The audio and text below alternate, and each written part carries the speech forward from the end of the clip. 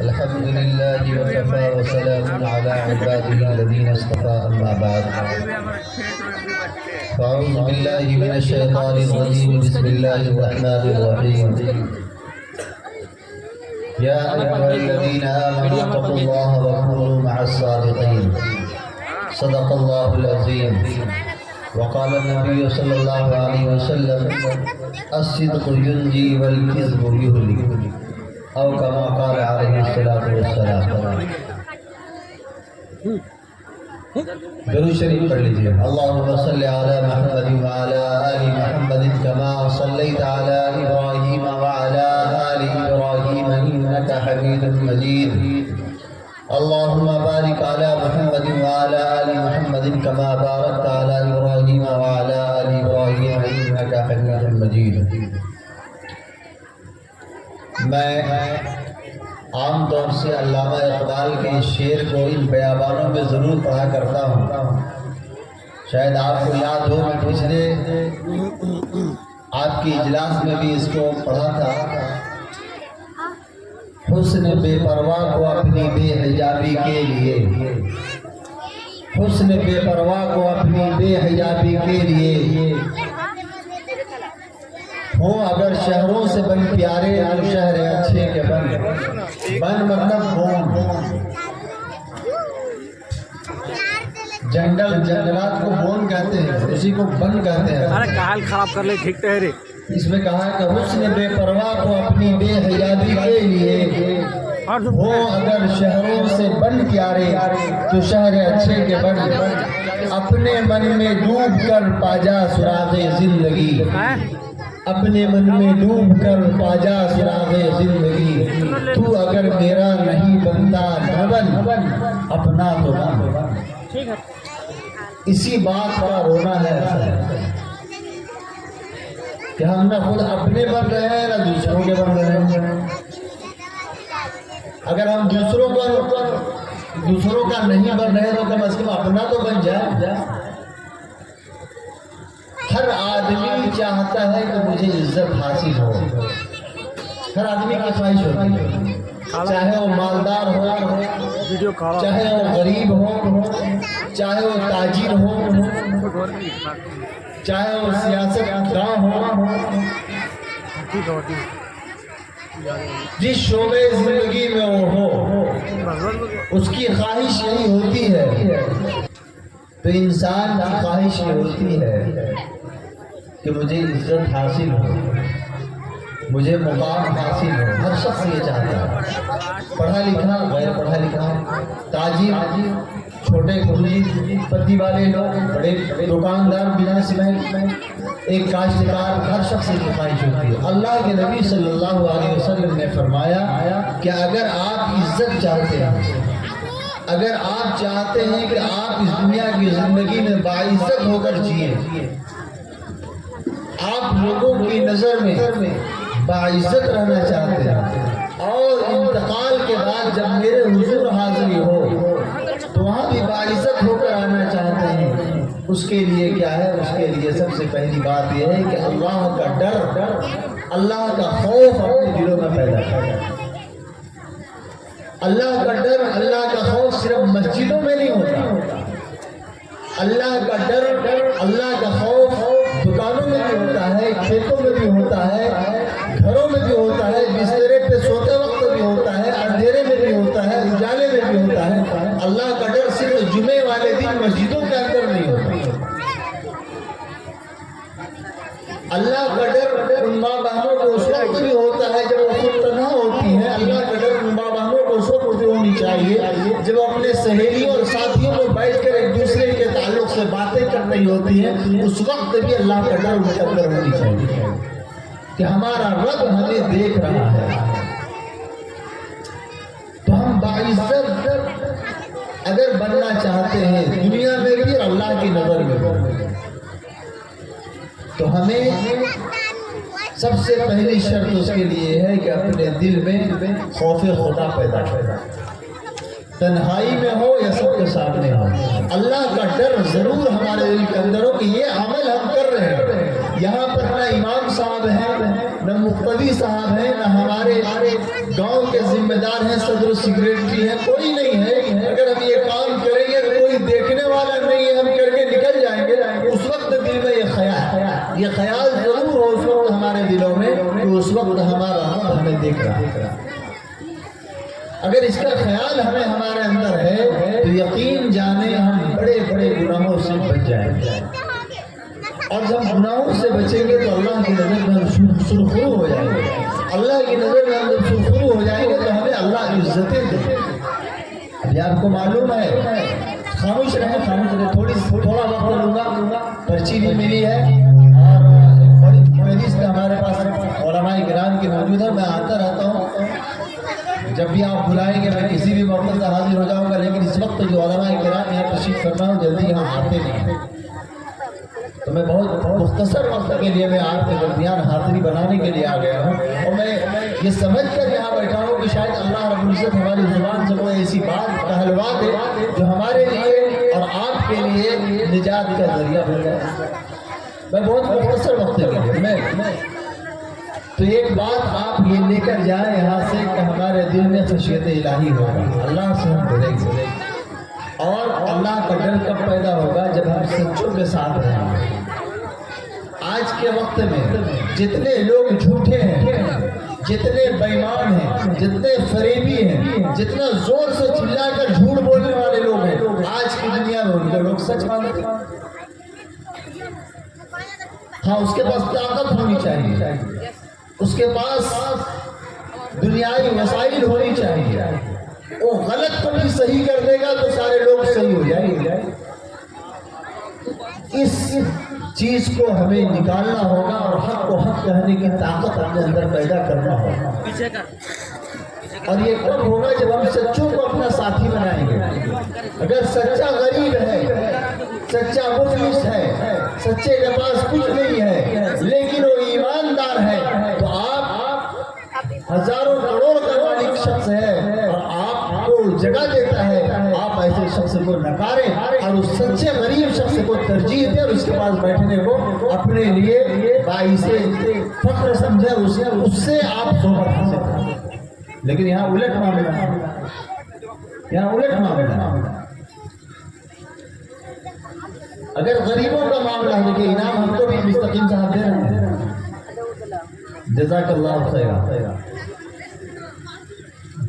اچھا ہمارے برادران وطن دیکھیے، یہ کساری ایسا گاؤں ہے کہ ملی جلی یہاں آبادی ہے، سارے جہاں سے اچھا ہندو سیتا ہمارا، علامہ اقبال نے کہا تھا سارے جہاں سے اچھا ہندو سیتا ہمارا، ہم بلبلے ہیں اس کی یہ گل سیتا ہمارا۔ ایک برادران وطن نے ہمارے لیے انعام بھیجا ہے، ابھی تک تو شعراء کرام کو نوازا جا رہا تھا۔ یہ بہت بڑی بات ہے کہ برادران وطن یہاں مل جل کر ہندو اور مسلمان رہتے ہیں۔ اس گاؤں کی گنگا جمنی تہذیب ہے یہ، اور اس وقت اس نفرت کے ماحول میں میں ایسے گاؤں میں تو آتا ہوں جہاں مل بیٹھ کر لوگ اپنے مسائل کو حل کرتے ہیں اور مل بیٹھ کر ایک دوسرے کے پروگراموں میں شرکت کرتے ہیں اور اس بھائی چارگی کو بانٹتے ہیں، تو یقین مانیے دل گدگد ہو جاتا ہے، خوشی ہوتی ہے۔ میں اس گاؤں کے تمام برادران وطن کا، تمام ہندو بھائیوں کا دل سے، تمام اہل انجمن اصلاح المسلمین کی طرف سے میں سواگت کرتا ہوں، ویلکم کرتا ہوں اور ان کا تہ دل سے شکریہ ادا کرتا ہوں کہ انہوں نے یہ بڑا دل دکھایا اور یہاں آ کر ہمیں نوازا بھی اور اپنی حاضری بھی درج کروائی۔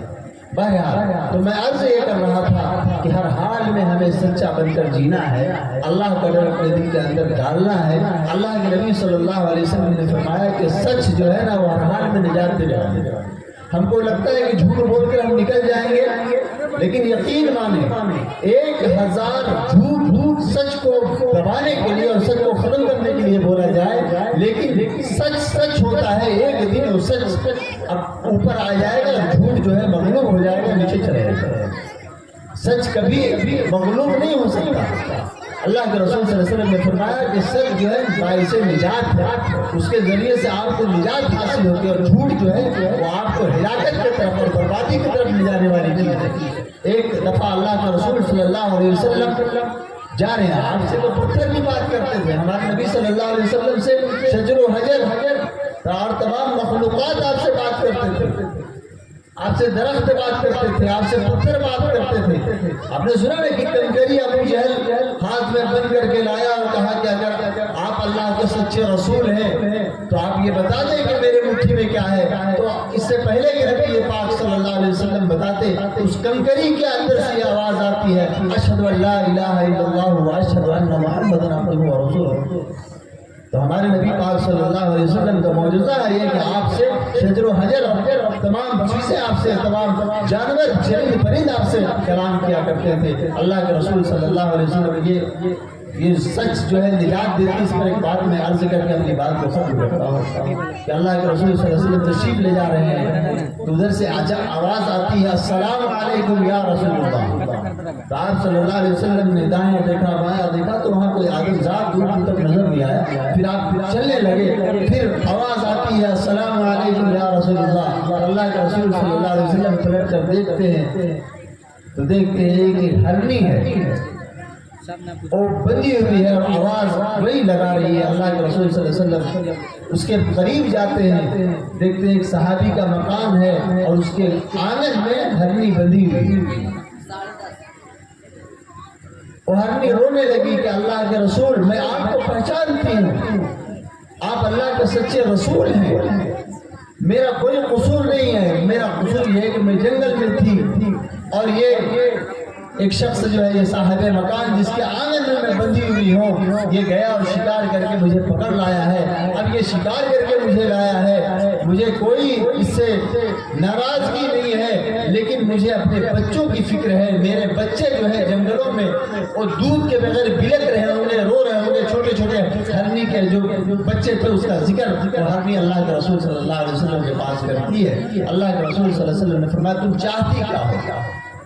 اللہ کے رسول صلی اللہ علیہ وسلم سے ہم نے کہتی کہ اللہ کے رسول میں چاہتی ہوں کہ مجھے آپ اجازت دیتے, مجھے کھول دے اور میں جنگل میں جاؤں اور اپنے بچوں کو دودھ پیا کر واپس آ جاؤں. اس نے کہا تو اللہ کے رسول صلی اللہ علیہ وسلم نے فرمایا کہ اس کی ضمانت کیا ہے کہ تم جاؤ اور واپس آ جاؤ؟ اس کی کیا گارنٹی ہے کہ تم جاؤ اور واپس آ جاؤ؟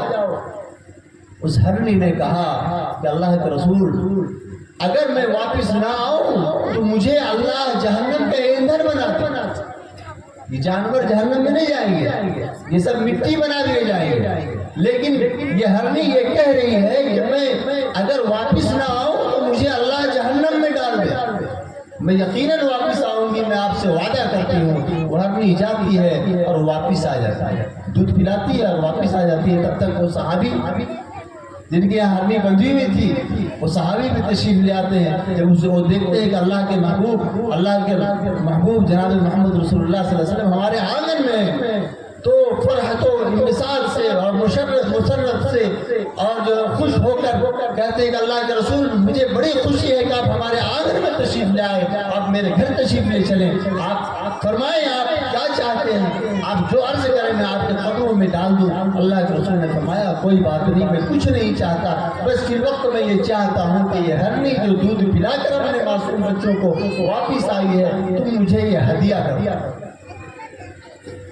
تو صحابی رسول نے کہا کہ اللہ کے رسول یہ تو چھوٹی بات ہے, اب بڑی چیز عرض کریں. یہ چھوٹی ہے لیکن مجھے یہی مطلوب ہے, میں یہی چاہتا ہوں.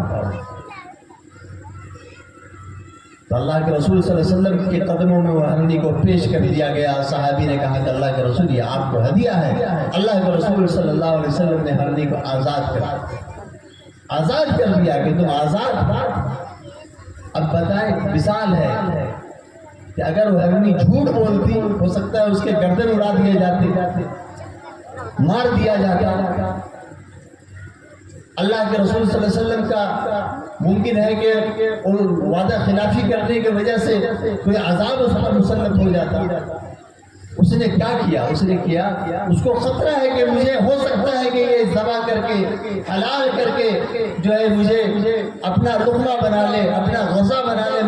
میں حلال جانور ہوں, ان کا میں خوراک ہوں. بغیر اس کا پرواہ کیے ہوئے اللہ کے رسول کو اس نے زبان دیا کہ میں واپس آ جاؤں گی, اور اس وقت پر وہ واپس آ گئی. واپس آنے کی ان کو کیا انعام ملا؟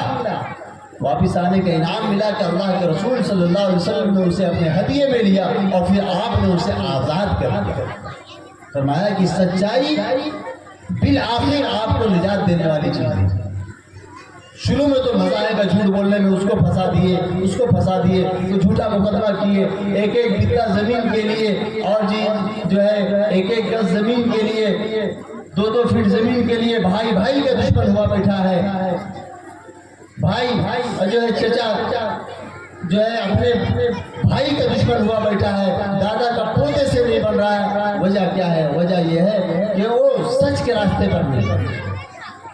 قربانی دینے کا جذبہ ان کے اندر نہیں ہے. اس دنیا کے بعد ایک دنیا ہے جس کا نام آخرت ہے، اور یقیناً اس پر کوئی آدمی غیر متفق نہیں ہے. ہر آدمی کو اتفاق ہے، سب لوگ اتفاق رکھتے ہیں، کوئی غیر متفق نہیں کہ مرنے کے بعد ہمیں اس دنیا کو چھوڑنا ہے. اور وہاں ایک ایک عمل کا فمن يعمل مثقال ذرة خيرا يره ومن يعمل مثقال ذرة شرا يره. وہاں اللہ کے یہاں یہ دنیا کی طرح نہیں کہ مال و دولت اور اسباب و وسائل دے کر فیصلے کیے جائیں گے. وہاں ذرہ برابر بھی ناانصافی نہیں ہوگی. اللہ کے یہاں فیصلے میں ذرہ برابر بھی ناانصافی نہیں ہوگی. وہاں وزن برابر تقسیم کیے جائیں گے، اور وہاں میزان برابر کا ہوگا، اور وہاں عدل قائم ہوگا. اللہ کے یہاں ذرہ سا بھی ناانصافی نہیں ہوگی. ہمارے تمام اعمال ہمارے سامنے ہیں. اس لیے دوستو بزرگوں، بہت لمبی چوڑی بات نہیں، بس ہم اپنی زندگی کو جب تک غنیمت ہے اس کو غنیمت سمجھیں. ان قریب اللہ کے حضور ہم جانے والے نہیں دیکھتے. اپنے کاندھوں پہ کیسے کیسے جنازے ہم نے اٹھائے، بچوں کے جنازے اٹھائے، جوانوں کے جنازے اٹھائے، بوڑھوں کے جنازے اٹھائے. ان کے جنازوں میں شرکت ہوئی تو ہم بچنے والے کہاں ہیں؟ وہ گئے، ان کے پیچھے ہماری باری ہے. اور اس کا یقین ہمارے اندر ابھی دیکھا ہے کہ نئی دلی سے ایک جہاز کشمیر کے لیے جا رہا ہے، انڈیگو، اور موسم خراب ہونے کی وجہ سے جہاز ہچکولے کھا رہا تھا. پائلٹ کو اندازہ نہیں ہو رہا تھا کہ ہم کس اڑان کے کس طرح میں ہیں، اور ان کو صحیح جو ہے سمت نہیں مل پا رہا تھا. جو سمت دیا جاتا ہے، جو لائن اور روٹ دیا جاتا ہے، وہ صحیح موسم خراب ہونے کی وجہ سے ان کو نہیں مل رہا تھا. تو جو جہاز میں ہلچل ہو رہا تھا، ہلچل، کوئی کلمہ پڑھ رہا ہے، کوئی یاسین پڑھ رہا ہے، کوئی استغفار کر رہا ہے، جو جس کو آ رہا ہے پڑھ رہا ہے. کیوں؟ وہ دیکھ رہا ہے کہ زندگی ہمارے بس زندگی ہماری ختم ہونے والی ہے، ہم قریب اللہ کے حضور جانے والے ہیں. تو کیفیت ہمیں ہر حال میں ہر وقت رکھنا چاہیے. یہ کیفیت ہم چھوڑ دیتے ہیں. پریشانی کے وقت ہم سوچتے ہیں کہ ہم مرنے والے ہیں، ہو سکتا ہے ہم مر جائیں، اور پھر ہم جب صحت مند ہو جاتے ہیں، حالات بہتر ہو جاتے ہیں، تو بھول جاتے ہیں. ارے بھائی، کس وقت حالات کیسے آ جائے، کس وقت اللہ کے ہم چلے جائیں، اس کیفیت کو ہمیشہ ہم برقرار رکھیں.